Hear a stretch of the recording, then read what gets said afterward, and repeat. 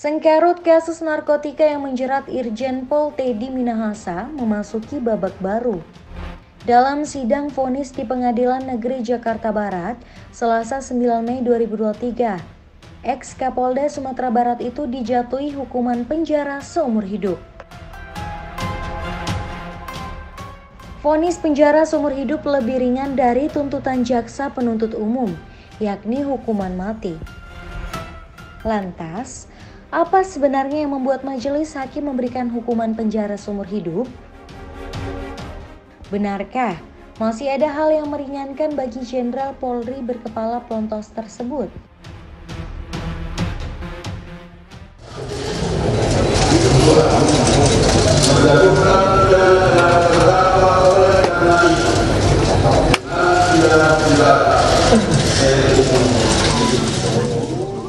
Putusan diberikan setelah pemeriksaan 19 saksi dan 4 ahli dari jaksa penuntut umum, serta 2 saksi dan 4 ahli meringankan dari pihak terdakwa.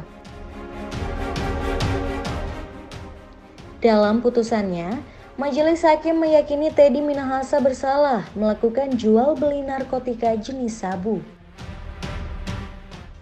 Hakim pun menyimpulkan bahwa Teddy terbukti melanggar pasal 114 ayat 2 Undang-Undang Republik Indonesia Nomor 35 Tahun 2009 tentang narkotika junto, pasal 55 ayat 1 ke 1 KUHP.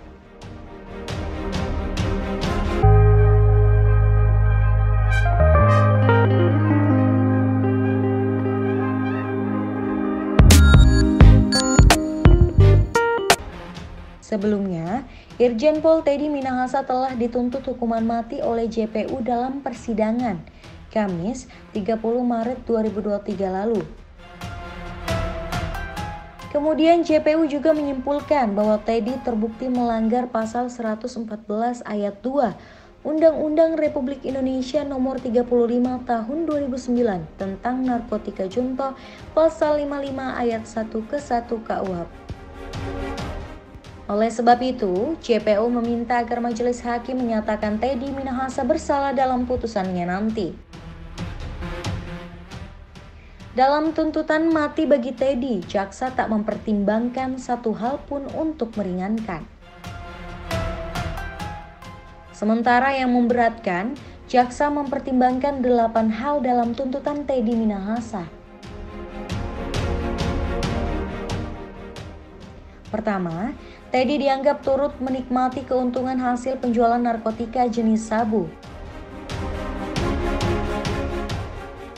Kedua, Teddy mestinya menjadi garda terdepan dalam memberantas peredaran narkoba karena merupakan aparat penegak hukum. Ketiga, perbuatan Teddy dianggap merusak kepercayaan publik kepada institusi penegak hukum, khususnya Polri. Keempat, Teddy dianggap telah merusak nama baik Polri. Kelima, selama proses pemeriksaan Teddy tidak mengakui perbuatannya. Keenam, Teddy cenderung menyangkal dan berbelit-belit dalam memberikan keterangan di persidangan. Ketujuh, sebagai Kapolda, Teddy dianggap mengkhianati perintah Presiden dalam menegakkan hukum dan pemberantasan narkoba. Kedelapan, Teddy dianggap tidak mendukung program pemerintah dalam pemberantasan peredaran narkoba. Perjalanan kasus Teddy Minahasa. Kasus narkoba Teddy Minahasa awalnya diungkap Kapolri Jenderal Listio Sigit Prabowo. Nama Teddy muncul dalam kasus ini berawal dari laporan masyarakat tentang jaringan peredaran gelap narkoba. Dari situ, Polda Metro mengamankan 3 masyarakat sipil. Kemudian dikembangkan hingga terungkap dari seorang pengedar yang mengarah pada Teddy Minahasa. Setelah diperiksa, Teddy dinyatakan sebagai terduga pelanggar. Bersamaan dengan terungkapnya kasus tersebut, Teddy batal ditunjuk jadi Kapolda Jatim. Teddy Minahasa kemudian ditetapkan sebagai tersangka kasus dugaan peredaran narkoba jenis sabu-sabu pada Jumat, 14 bulan 10 2022.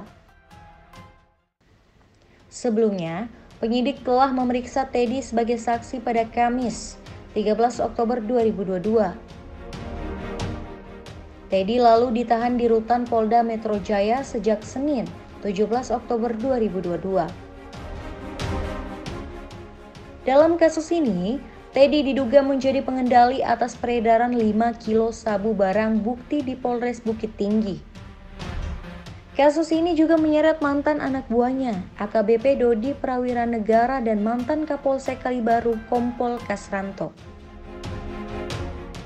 Kedua perwira polisi tersebut juga telah jadi tersangka dan ditahan. Dituntut hukuman mati, Teddy Minahasa telah menjalani sidang tuntutan di PN Jakarta Barat pada Kamis 30 Maret 2023. Dalam sidang tuntutan, Teddy diyakini bersalah karena menukar sabu barang bukti kasus narkoba dengan tawas. Jaksa juga meyakini Teddy sebagai pencetus awal penggelapan barang bukti sabu untuk dijual. Teddy disebut sebagai sosok yang mengajak ex-Kapolres Bukit Tinggi AKBP Dodi Prawira Negara untuk kerjasama, menukar sabu kemudian menjualnya lewat Linda Pujastuti. Selain itu, Dodi diyakini jaksa telah menerima uang senilai 300 juta dari Linda dari hasil penjualan 1 kilo sabu. Jaksa pun meyakini uang senilai 300 juta tersebut telah diterima Teddy dalam mata uang asing. Linda Pujastuti mengaku istri siri Teddy. Linda Pujastuti alias Anita Cepu mengaku sebagai istri siri Irjen Teddy Minahasa. Kuasa hukum Linda Pujastuti Adriel Fiari Purba menyebut kliennya menikah siri dengan Teddy Minahasa di Pelabuhan Ratu Sukabumi, Jawa Barat.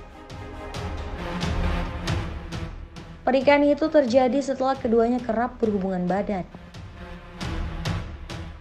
Linda disebut tak mau terus-terusan berhubungan badan karena berdosa sehingga akhirnya menikah siri.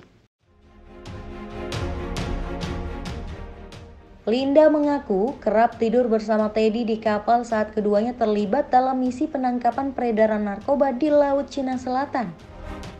Namun, Linda mengatakan misi itu gagal sehingga dia menyampaikan permintaan maaf kepada Teddy. Menurut Linda, saat itu tak ada pertengkaran dengan Teddy. Bahkan Teddy disebut sempat mengatakan akan mencari misi lain yang